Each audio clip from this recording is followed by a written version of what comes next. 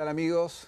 Hola, ¿qué tal país? Muy bienvenidos. Gracias por acompañarnos nuevamente en este que es nuestro programa Estamos de Turno, producido por Cámara Argentina de Farmacias. ¿No es así, Gaby? Así es. ¿Cómo está, Juan? Muy bien, dispuesto a trabajar una vez más, una semana, con un tema que les proponemos. No se mueva en la próxima media hora, es sumamente interesante y es importantísimo generar conciencia básicamente en temas que hacen a nuestro bienestar. Sí, estamos hablando, ¿qué tal? Buenas tardes a todos, esperemos que ustedes también estén bien y dispuestos a acompañarnos. Juan estaba haciendo referencia a la trombosis. El pasado 13 de octubre se celebró el Día Mundial de la Trombosis. Y la trombosis en el ranking de muertes por enfermedades vasculares ocupa el tercer lugar. Primero es el infarto de miocardio, segundo el accidente cerebrovascular y en tercer lugar la enfermedad tromboembólica venosa, pulmonar. Así que de esto vamos a estar hablando, de qué es la trombosis, por qué se produce, qué podemos hacer para evitarlo, se cura, no se cura. Los números son realmente escalofriantes, es para pensar, ya lo vamos a ir desarrollando durante la charla hoy con nuestra invitada. Hoy trajimos una especialista de lujo y a la cual vamos a preguntar todas estas inquietudes. Nos acompaña hoy la doctora Alicia Vilaseca. La doctora Vilaseca es médica hematóloga, jefe del servicio de hematología y hemostasia de la clínica San Camilo, entre otras cosas. Entre otras muchas cosas. Y básicamente vamos a hacer el día de hoy hincapié sobre, no sobre la fecha que es simbólica del Día de la Trombosis, sino el Día Mundial y el mes mundial, porque tenemos que generar conciencia, desarrollar, tenemos muy poca prensa para esta enfermedad. Seguro. ¿Te parece, Juan, que vayamos a los auspiciantes y a continuación estamos con el programa? Estamos en compañía, como bien la presentó Gabriela, con la doctora Vilaseca, Alicia Vilaseca. Alicia, gracias por acompañarnos. Un tema, a ver, nosotros tratamos siempre de disparar un tema presentándolo de una manera fuerte como para generar un poco de expectativa. Y creo que la expectativa en este caso está muy fundada, ¿no es así? Gracias por acompañarnos. No, gracias a ustedes por darnos este espacio. La verdad que tanto desde la Sociedad Internacional de Trombosis como desde su representante en la Argentina, que es el Grupo CAT, que es un grupo de científicos que incluyen bioquímicos, médicos, etcétera, estamos abocados al estudio de la trombosis y la verdad que estamos tratando de conseguir todo el espacio para difundir esto, porque de los tres hermanitos de la enfermedad vascular, como son el infarto, el accidente cerebrovascular, el menos conocido por el público es la enfermedad tromboembólica, venosa con o sin componente de embolia pulmonar. Y la verdad que la enfermedad tromboembólica venosa se lleva muchas muertes por año en el mundo y representa la primera causa de muerte prevenible, no infecciosa, en el paciente internado. Entonces, esto es un número impactante. Alicia, primera pregunta, para que la gente nos vaya siguiendo, te vaya siguiendo. ¿Qué es una trombosis o qué es la trombosis? La trombosis es cuando un vaso sanguíneo, es decir, donde circula la sangre, sea una arteria o una vena, se obstruye y se forma un coágulo. Ese coágulo formado adentro de un vaso que no fue lastimado, porque si no sería el coágulo normal que se hace luego de una pequeña lastimadura, es lo que se llama trombo. Y si ese coágulo, que está adherido a la pared y obstruye el flujo de circulación venosa, se desprendiera, y va a ir al pulmón, y ahí es donde puede llegar hasta la muerte. Se desprende y va en forma de coágulo, no es que se va disolviendo en el camino. Lamentablemente no se va disolviendo. A veces se fragmenta y provoca microembolias pulmonares, otras veces el bloque que se desprende es tan grande que produce una obstrucción masiva de las arterias pulmonares y la muerte es instantánea. Si el paciente hace una inspiración y queda muerto. No hay recurso quirúrgico que llegue a tiempo, no existe nada. Digamos que de las pacientes que sufren una embolia de pulmón hay un porcentaje importante, un 30%, donde uno sí pudo hacer el diagnóstico, no alcanza a instituir la terapéutica. El paciente se muere antes de que la terapéutica llegue a hacer efecto. El otro 70%, por suerte, si hicimos el diagnóstico, sí tenemos tratamiento, que es lo que vulgarmente se conoce como licuar la sangre. Es el tratamiento anticoagulante que lo que hace es disminuir los niveles de coagulación para que el proceso sea más lento. Eso obviamente habiendo tenido una posibilidad de de hacer un análisis previo. Exactamente, de hacer un diagnóstico. Ahora, previo. ese diagnóstico, perdón, Gaby, Sí, sí. saco la Dale, pregunta dale, y dale. el turno. No importa. Ese diagnóstico, a ver, yo soy un paciente, no tengo antecedentes. ¿Es genético esto? Hay un grupo de pacientes que pueden tener una predisposición genética para tener trombosis porque tengan alguna alteración en su sangre que los predisponga a hacer coágulos más fácilmente o porque tengan alguna alteración anatómica. El varicoso es un paciente que tiene más riesgo de tener trombosis porque tiene la circulación venosa enlentecida. Y toda vez que la circulación arterial o venosa se enlentezca, tengo mayor riesgo de tener un evento trombótico. Claro. El que tiene muchos glóbulos rojos, que es una patología que existe y no es tan rara, tiene mayor tendencia a hacer trombos. El fumador, que suele tener muchos glóbulos rojos por el hecho de fumar, también tiene mayor tendencia. Entonces, hay predisposiciones que pueden tener un componente genético constitucional y después predisposiciones que vamos adquiriendo con el correr del tiempo, medicamentos que usamos, obesidad, terapias hormonales, cigarrillo, son todos factores y el sedentarismo que aumentan la predisposición. Esta enfermedad no tiene mucha prensa, hay muchas cosas que se saben y por lo que estás comentando se saben mal o se saben poco. Por ejemplo, yo he escuchado decir más de una vez, falleció por un coágulo cerebral producto de una trombosis en pierna o en extremidades inferiores. ¿Esto es así? ¿Puede ser? Yo recién escuché que vos dijiste que el coágulo, no sé desde dónde, pero... De la pierna o del desde brazo. la pierna o del brazo va al pulmón. No, la circulación del cuerpo está dividida en dos partes, circulación arterial, circulación venosa. La circulación venosa trae toda la sangre, llamemos sucia, del cuerpo, de las extremidades superiores e inferiores, y pasa por un filtro que es el pulmón, y de allí va al corazón, y recién pasa para el lado de la circulación arterial. En el pulmón se oxigenó además. Sí.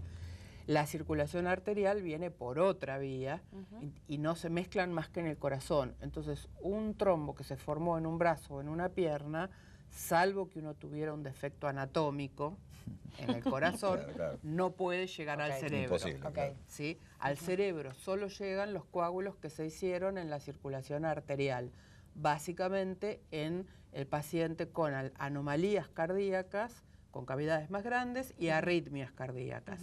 Que es lo que todo el mundo conoce, el accidente cerebrovascular secundario a la fibrilación auricular. Bien.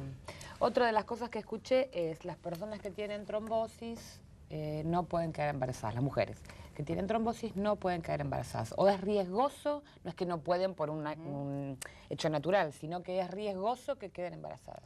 Bueno, la mujer que viene de una historia familiar de trombosis o que personalmente tuvo previamente una trombosis, tiene mucho más riesgo de desarrollar una trombosis nuevamente durante el embarazo, porque si bien todos asociamos el embarazo como a un momento feliz de la vida, cuando uno conoce en realidad todos los riesgos que tiene el embarazo, lo pensaría más de una vez.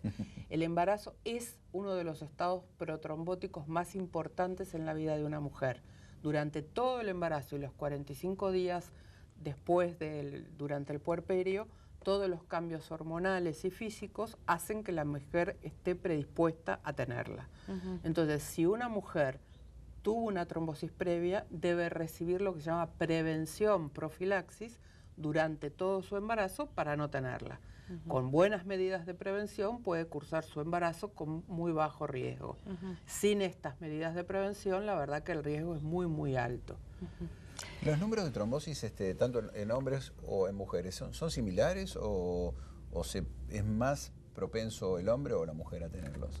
No discrimina. No discrimina mucho. Apenitas la balanza se podría inclinar un poquito más por el sexo femenino, pero no discrimina mucho. Una pregunta, mira, yo estoy en casa ahora mirándote, estoy escuchándote atentamente y de repente puedo tener, o soy fumador, gracias a Dios no lo soy, o no sé, tengo una vida sedentaria o el tema de mayor cantidad de glóbulos rojos, etcétera, etcétera. Todas esas causales que vos mencionaste. ¿Qué debo hacer? No tengo nada, por suerte me siento bien, pero no tengo nada. ¿Puedo hacer algo? Sí, hay varias cosas que puedo hacer. Primero, el que nos escucha decir, ay, los médicos dicen siempre lo mismo. Como en toda enfermedad vascular, el tema del sedentarismo es fundamental. Moverse, caminar, hidratarse, que parece una tontería, pero ya la lo dijiste 2 veces. Sí, la buena hidratación, tomar la cantidad suficiente de líquidos, que no sean bebidas colas, sino agua, mate, té, café. Eso es importante para mantener la viscosidad, la chirlura de la sangre adecuada. No estar en reposo más del tiempo necesario, y después los hábitos de vida sana, no fumar, no tener exceso de peso.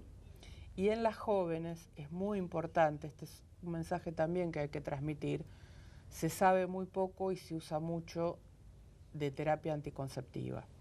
Los anticonceptivos orales son un tema que en las jóvenes deben saber que cuando vienen de una familia con eventos trombóticos, madres que han tenido trombosis en las piernas, o han tenido embolia de pulmón, o han tenido accidente cerebrovascular, o han tenido infarto, sobre todo si lo han tenido menos de los 60 años, usar terapia anticonceptiva tiene riesgo. Deben mencionárselo a su ginecóloga y deben investigarse más profundamente si es bueno que la usen o no la usen, porque aumenta su riesgo, y sobre todo no se sabe muy bien por qué las jóvenes no debutan con una trombosis en las piernas.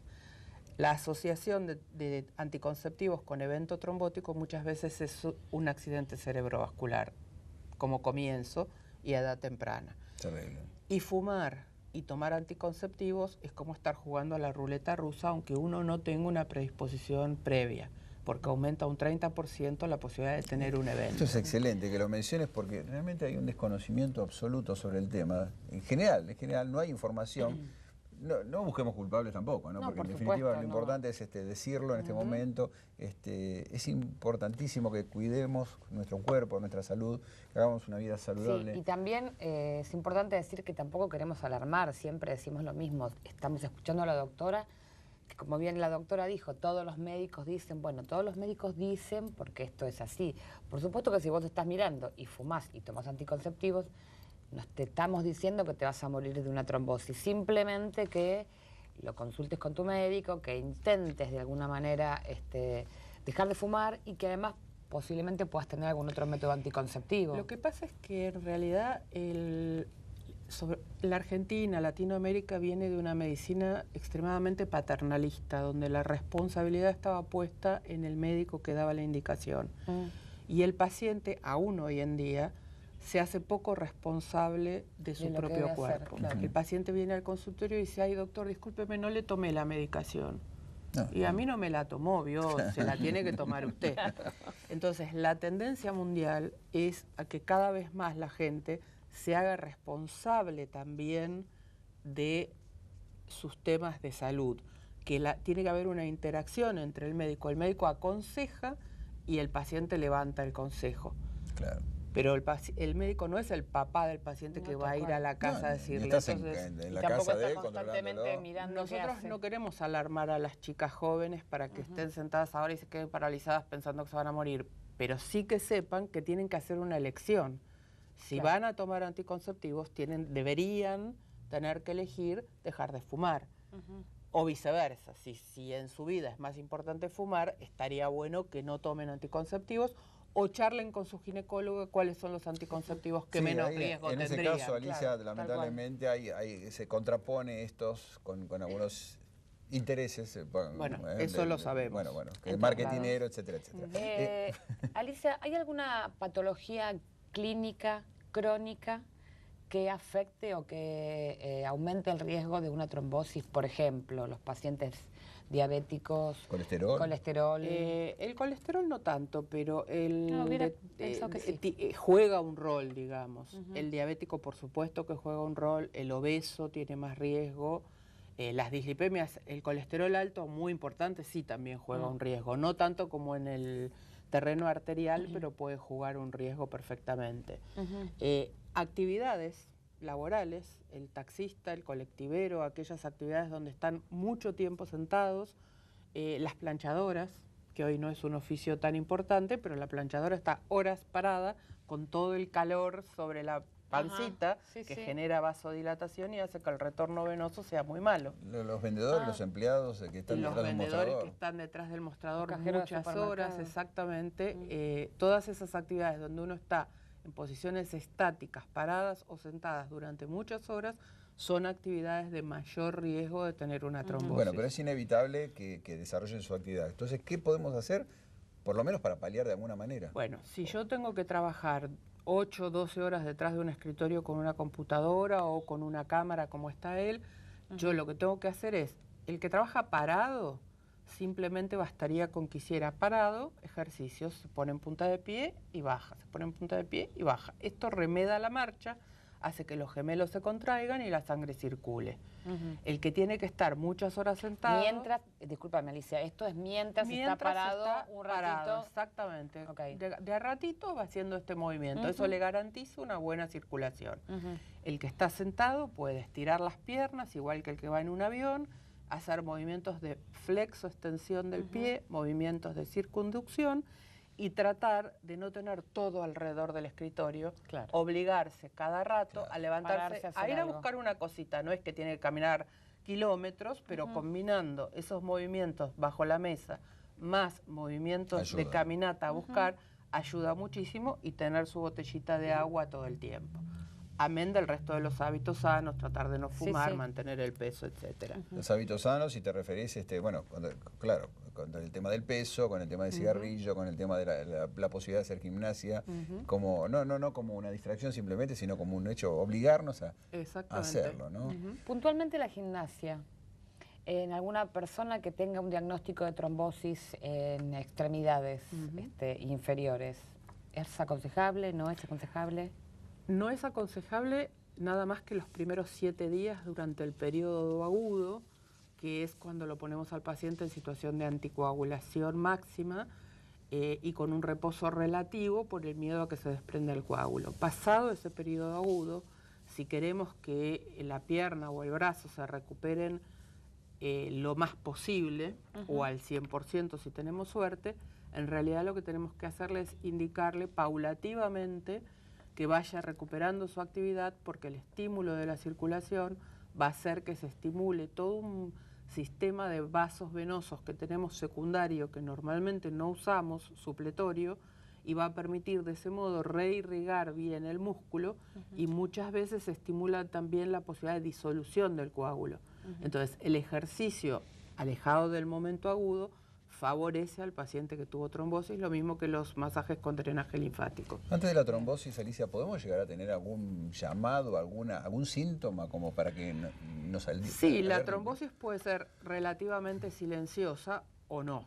Si yo vuelvo de haber estado muchas horas haciendo algo que me mantuvo mucho tiempo inactivo y detecto mi pierna con mayor diámetro, caliente, con cambio de color, puedo sospechar que la trombosis esté pasando. Bueno, consultar tempranamente ya es todo un logro, y pensar que no siempre que me duele la pierna tengo que tener un desgarro. Los diagnósticos diferenciales son un desgarro. No tengo el desgarro, tengo que pensar en la trombosis. Así ya no hay muchas alternativas. Es que no hay muchas alternativas por las cuales pueda doler una pierna. Y yo digo, prefiero hacer un exceso de un ecodoppler de más que un ecodoppler de menos. Cuando vos decís me duele la pierna, puntualmente, ¿a qué te referís? Porque, por ejemplo, te puede doler la pantorrilla porque te fuiste caminando o hiciste una actividad física en exceso y te duele el músculo, la pantorrilla. Pero venís de estar activo, es más raro hacer una trombosis estando activo. Yo hablo de si vos estuviste después de un viaje, estuviste 12 horas sentado y te bajás del avión o de lo que sea y empezás a ver que la pierna se te hincha, cambia de color, claramente el estado pre es el que define que tenés que pensar en la trombosis. Un simple análisis de sangre, donde se analiza supongo que sea la calidad, el color, si bien nosotros lo vemos colorado o rojo, tal vez... No te va a servir para diagnosticar una trombosis. Solamente la trombosis se diagnostica. Pero un indicativo, Por eso, para diagnosticar una trombosis tenés como indicador el estudio, la ecografía de las venas de la pierna o del brazo. Y lo que es más importante, lo que nosotros llamamos el pretest clínico. ¿Qué posibilidad hay de que ese paciente tenga una trombosis? Si vos me decís, yo vengo de participar en una actividad deportiva lógica, me torcí la pierna, digo lógica porque por ahí una maratón puede predisponer a la trombosis, una maratón de 42 kilómetros, no la de 21. Pero una actividad deportiva tranquila, estuviste en Palermo, fuiste, corriste y se te hinchan un poco las piernas y te duele un poco la pantorrilla y venís a la guardia, yo no voy a pensar, porque el pretest no me da que tenés una trombosis. Pero si vos me decís, yo acabo de llegar de Jujuy en micro, mi obligación, lo primero que tengo que descartar es que tengas una trombosis. Alicia, Día Mundial, comenzamos Día Mundial de la Trombosis, insisto, para generar conciencia, esto es muy válido. Algunos de los tips más importantes y repasemos un poquito, ya nos tenemos que ir, los grupos de riesgo más importantes, por favor, para... Los grupos de riesgo los dividiría en dos. El paciente internado es el paradigma del grupo de riesgo. Cuando está más de 48 horas internado debe recibir prevención. Y después la gente normal que está en su casa, el paciente con diagnóstico de enfermedad oncológica, el paciente obeso, el paciente diabético, el paciente con colesterol alto, etcétera, las mujeres con terapia hormonal, el fumador y el sedentario. Creo, ¿cuántos minutos nos quedan? No, nos quedan unos 4 minutitos, 5 minutitos. Bien. Me quedé enganchada en lo que vos dijiste antes del viaje y demás. Y te explico por qué. Hace poquitito vine de viaje de hacer una actividad artística que me llevó a desfilar, caminar mucho, una danza, pero después me subí a un micro y viajé 10 horas. Y apretada con las piernas ahí recogidas. Claro, sí, viajé un poco más cómoda, pero sentada estuve casi 2 horas, más bien que paramos en un momento, subimos al micro de vuelta. Al otro día me dolían las pantorrillas. Pero eso está... Y eso estaba, digamos, dentro de lo que uno podría haber pensado que entre los diagnósticos posibles podía estar la trombosis. Los viajes prolongados en medios de transporte que cada vez tenemos menos espacio para movernos, constituyen lo que se conoce como el síndrome del turista, que es la trombosis que sucede cuando te bajas del lo que fuere, el avión, el micro, etcétera. Está bien. Entonces, ¿qué hago cuando viajo? Todos los mismos ejercicios que dije que hacía el que trabaja en el escritorio. Y además me hidrato, que de paso me da ganas de ir al baño y me obliga a levantarme dentro del micro para ir al baño. O cuando llega la única 1 o 2 paradas. Y lo otro, ser un poquito astuto y cuando el micro llega a las paradas, no bajarme y sentarme otra vez a tomar el café. Caminar. Y total, el café me lo puedo tomar caminando. Y no fumarte ese cigarrillo que y normalmente no fumarte ese cigarrillo, exactamente. Tal cual. Pero los viajes son un ítem para tener acá y en no cuenta. viajar y listo. Sale más barato, ¿no? Es una opción. Saben que el primer caso de síndrome de turista se describe en Heathrow. Llega una muchacha joven viajando de Australia, vuelo prácticamente directo hasta Londres, se baja del avión en Londres, se cae muerta. Dios mío. Autopsia, murió de una embolia de pulmón. Qué tremendo. Hizo la trombosis en el viaje en avión y cuando se baja, por el movimiento se desprende el coágulo y se muere. Esto implica que hoy en día las aerolíneas hasta tienen pequeños programitas de video que uno puede elegir irlos viendo, donde muestran los ejercicios que hay que hacer, hidratarse adecuadamente, y los pacientes que saben que tienen factores de riesgo, aquella persona aparentemente sana, que tiene la suerte después de los 60 años de poder viajar, que tiene un poquito de exceso de peso, una varices, etcétera, y debería considerar hablar con su médico a ver si no le conviene tomar algún tipo de prevención antes del viaje. Alicia, te voy a hacer una consulta. ¿Qué es el RIN? Y decime si está asociado con la trombosis. Está asociado en forma indirecta. El RIN es la manera que se tiene de medir el anticoagulante que se usa para tratar la trombosis, medir su cantidad en sangre para saber si está en valores efectivos o no. Es una medida de laboratorio. Eso yo cuando hago mi... Bueno, yo soy uno de los tipos que hace una vez por año un chequeo, etcétera, etcétera. ¿Se lo puedo pedir a mi médico de cabecera? El RIN solamente sirve para medir la droga en sangre del paciente que está anticoagulado. Si uno no está anticoagulado, no mide nada. No tiene sentido. No hay manera de que solamente, bueno, sí, con la medición de los glóbulos, todo eso. Efectivamente, el chequeo anual va a dar qué nivel de predisposición tengo, por cierto. Perfecto. Nos quedan 2 minutos, Juan. 2 minutos, Gaby. Otra pregunta que te quiero hacer es ¿por qué cuando estamos por someternos a una operación, sea cual sea, te dicen no tomes aspirinas? Porque la aspirina tiene un cierto efecto anticoagulante a nivel plaquetario y va a predisponer al sangrado porque la plaqueta es el elemento de la sangre que primero interviene para formar el taponcito que impida que se genere el sangrado. Es el primero que va y se pega en el sitio de la lesión. Entonces, si no está funcionando bien por efecto de la aspirina, va a haber un sangrado mayor al habitual. Por eso, las personas que tienen la sangre, por llamarlo un poco más más licuadita, más espesa. ¿Sí le recomiendan que tomen una aspirineta? Por ejemplo, yo tenía una abuela que falleció ya a los 99 años, tomaba todos los días una aspirineta para su sangre esté más licuada. Se usa en cardiología para prevención secundaria del infarto agudo de miocardio. Tiene un efecto claramente importante para mantener permeables las arterias coronarias. Alicia, nos tenemos que ir. Desgraciadamente se terminó el tiempo. Fue realmente ilustrativo, te agradecemos muchísimo. Sí, y te vamos a volver a convocar porque nos quedaron un montón de dudas. Juan, ¿te parece que nos vayamos? Vamos a tratar de mover nuestras piernas lo más rápido posible, salimos corriendo. Y mover la lengua para terminar, porque si no el dire nos mata. Nos vamos, nos volvemos a ver con ustedes la semana próxima. Hasta entonces y gracias.